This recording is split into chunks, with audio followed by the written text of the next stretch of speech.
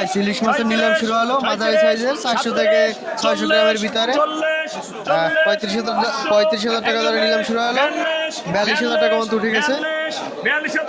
42,000 আমাদের ভালো মাছ ফ্রেশ মাছ যে খাবি সে হবে রাজা ইলিশের রাজা। 42,500 টাকা দাম উঠে গেল।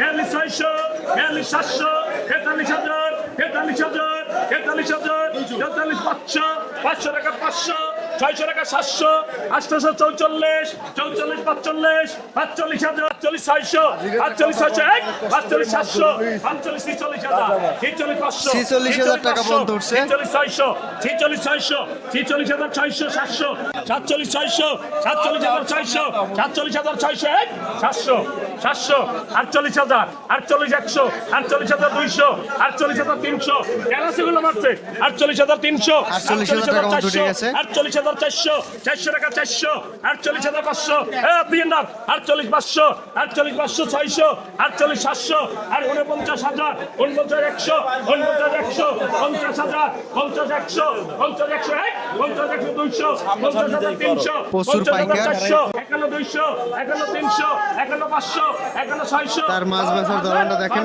কত সুন্দরভাবে পাইকারের ধরে ধরে দাম বাড়াইতেছে। 52,000 টাকায় মাছটা বিক্রি হলো, ভাই পাইছে।